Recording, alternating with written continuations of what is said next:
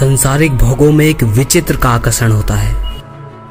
यही कारण है कि मनुष्य को बहुत ही आसानी तरीके से अपनी ओर ये आकर्षण खींच लेते हैं, राइट।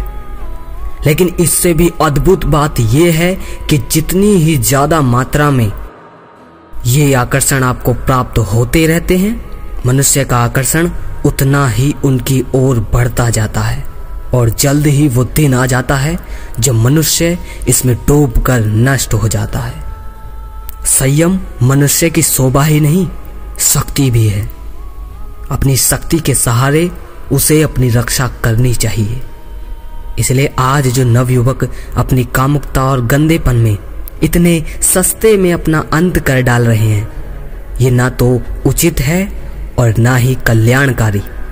कठिन साधना ना करने पर भी जो वीर्य यानी स्पर्म को बाहर नहीं निकालते हैं, वे अपने अंदर शक्ति का अक्षय भंडार अनुभव करते हैं और कुछ भी कर सकने की क्षमता रखते हैं। जीवन में कुछ अच्छा और बड़ा करना चाहते हो तो आपको अपनी इस ताकत को बचाकर रखना होगा। भारत के आध्यात्मिक गुरु ओशो ने कहा था, ब्रह्मचर्य सेक्सुअलिटी का विरोध नहीं है बल्कि इसका ट्रांसफॉर्मेशन है। यौन ऊर्जा का अधोगमन है, नीचे की तरफ बह जाना है। ब्रह्मचर्य ऊर्जा का ऊर्ध्वगमन है, ऊपर की तरफ उठ जाना है। अगर पवित्र विचारों के जरिए सेक्सुअल एनर्जी को ओजस या आध्यात्मिक ऊर्जा में बदल लिया जाए तो इसे सेक्स सब्लिमेशन कहा जाता है। ये किसी तरह का दमन नहीं है बल्कि एक सकारात्मक और स्थानांतरण की प्रक्रिया है।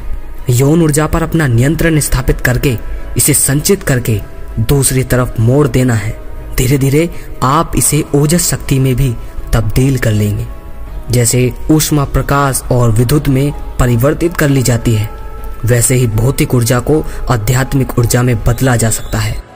रासायनिक पदार्थों में होने वाले परिवर्तनों की तरह सेक्सुअल पावर को साधना के जरिए आध्यात्मिक ऊर्जा में बदला जा सकता है। इस प्रक्रिया से गुजरते हुए आत्मा के स्तर को ऊपर उठाना, शुद्ध विचारों की तरफ बढ़कर यौन ऊर्जा को ओजस शक्ति में परिवर्तित होकर दिमाग में संचित होती जाती है। इस संचित ऊर्जा को आप बड़े से बड़े काम में लगा सकते हैं। अगर आपको बहुत क्रोध आता है या आपके पास शरीर बल ज्यादा है तो उसे भी ओजस शक्ति में ट्रांसफॉर्म किया जा सकता है।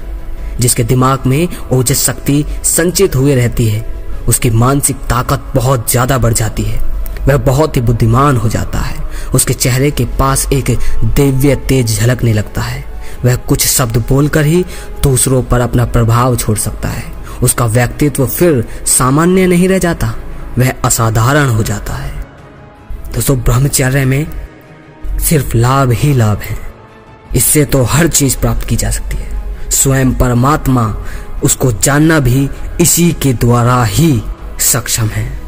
अगर लगे शेयर करने लायक तो वीडियो को कामुक और गंदे इंसानों के साथ शेयर जरूर कीजिए ताकि आपकी वजह से वो कामुक और गंदे इंसान बदल जाएं। अगली वीडियो में फिर मिलते हैं। जय श्री कृष्ण।